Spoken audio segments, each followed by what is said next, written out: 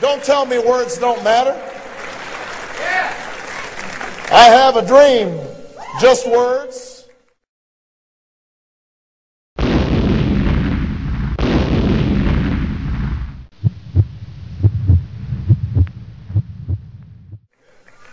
We hold these truths to be self-evident, that all men are created equal, just words.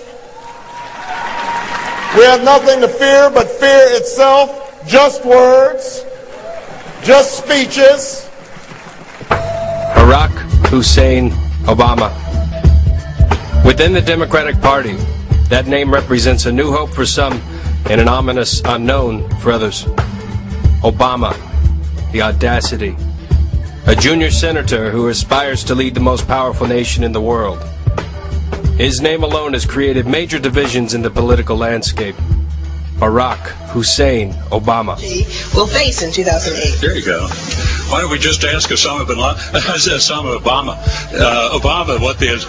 since he won by such a big amount. Then they get President B. Hussein Obama in there, and he has massive majorities in the House and Senate. So why do you keep saying B. Hussein Obama? Well, that's his name. But what's in a name? For many, his name does raise the question. When we are at war with Islamic terrorism, can Americans elect a man with not one, not two, but three Islamic names? It's shocking that he's probably going to be our next president, President Hussein. Barack's good looks and charisma have drawn the support of numerous young people and the bulk of the liberal entertainment establishment. Yes, we can. The opportunity. But how much do people know about the man National Journal voted the most liberal senator in Congress for 2007? Without researching, very little is known about Obama's background. But when an individual is running for the office of the president, every aspect of their life must be scrutinized to safeguard not only our nation, but the world as a whole. These are the footnotes of interest from the life of Barack Hussein Obama.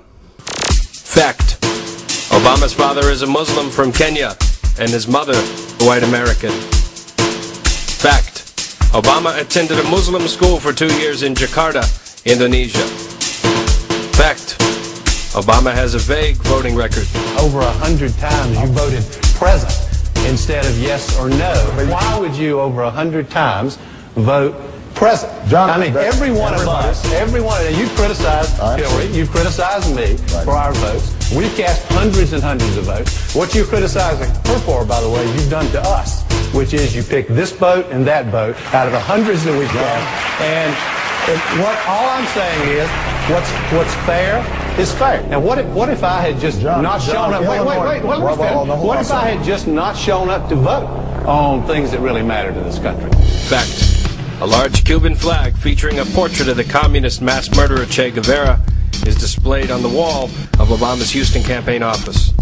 Fact: Obama refuses to wear the American flag as a pin.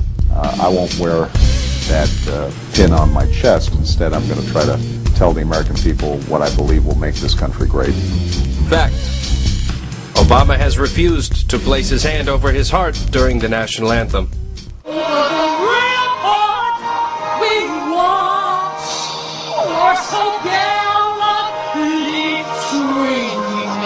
Fact: Obama has attended Chicago's United Trinity Church of Christ for over 20 years. This pastor has been Reverend Jeremiah Wright, the man who performed the Obama's marriage ceremony, and the man Obama credits for the title of his book, The Audacity of Hope.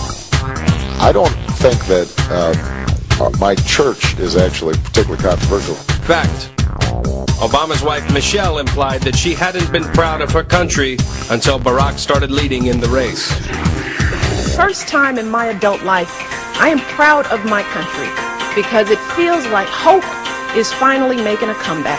For the first time in my adult life, I am proud Fact: of my country. The pastor of Obama's church, Reverend Jeremiah Wright, was described by Obama as his spiritual mentor. Spiritual mentor is no small title.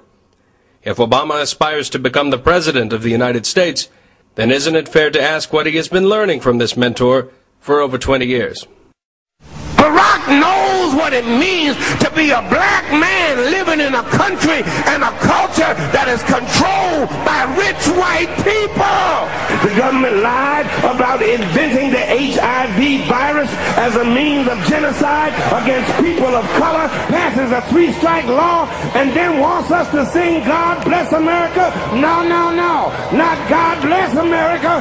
God damn America. Uh-oh. Yikes.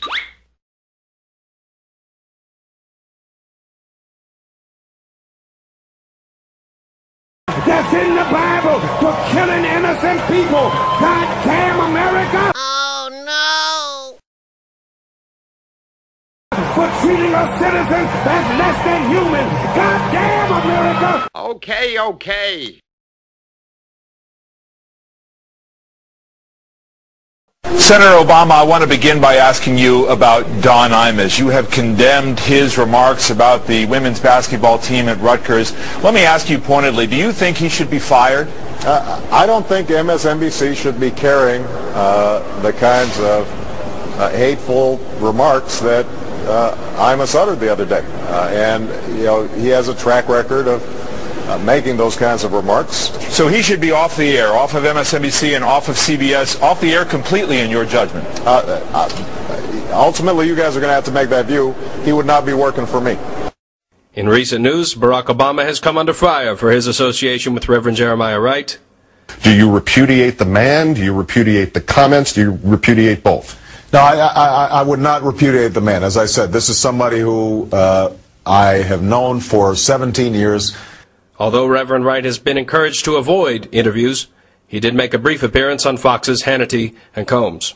He doesn't know anything more about theology than I know about brain surgery. So, Reverend, here's my point. No, let me finish. No, here's my point to you. If you're not going to talk about theology in context, if you're not going to talk about liberation theology that came out of the 60s, systematized black liberation theology that started with Jim Cone in 1968, Reverend, and the writings of Cone and the writings of Dwight Hopkins and the writings of womanist theologians and Asian theologians and Hispanic theologians. Reverend, I got to get this in. Then you can't talk about the black values. But I'm going to tell you this. Listen, do you know liberation theology, sir? Reverend, do you know liberation theology? I actually studied theology. I went to a seminary and I studied Latin. No, I said, do you know black liberation theology? I'm very aware of what you're calling black liberation, but let me get my question out. No, I didn't ask you what I'm calling. I said, do you know black theology? Reverend, I'm going to give you a chance to answer your question. How many of Cone's books have you read? Reverend? How many of Cone's books have you read? Most viewers took one thing away from this interview. Reverend Wright is rude. But beyond his remarkable lack of etiquette, Reverend was saying something that was easily overlooked. Let's look again. No, I said, do you know black liberation theology? I'm very aware of what you're calling black liberation, but let me get my question out. No, I didn't ask you what I'm calling. I said, do you know black theology? Reverend, I'm going to give you a chance to answer my question. How many of Cone's books have you read? Reverend? How many of Cone's books have you read? Wright insists that Mr. Hannity cannot even have a discussion with him without first understanding liberation theology and black liberation theology, according to the theologian Dr. James Cone. Liberation theology exploded onto the Central American political landscape as a Marxist strategy for undermining the teachings of legitimate Catholicism in hopes of expanding government control. Pope John Paul condemned the humanist doctrine, which had produced numerous socialist revolutionaries throughout the region. Communist mass murderer Che Guevara was even portrayed as a Christ type in liberation propaganda. Here we find our first connection to Obama. Historically, Marxism has always expanded government control, with programs like nationalized healthcare, gun control, and welfare, all of which are part of the Democratic Party's platform. And again, Che Guevara appears in Obama's campaign. Black liberation theology is an extension of the Marxist liberation theology that exclusively speaks to a negative African-American experience.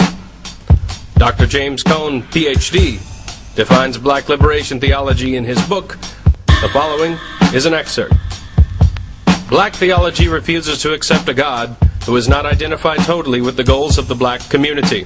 If God is not for us and against white people, then he is a murderer, and we had better kill him. The task of black theology is to kill gods who do not belong to the black community. Black theology will accept only the love of God which participates in the destruction of the white enemy.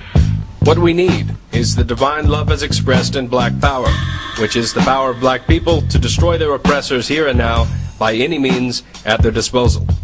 Unless God is participating in this holy activity, we must reject his love.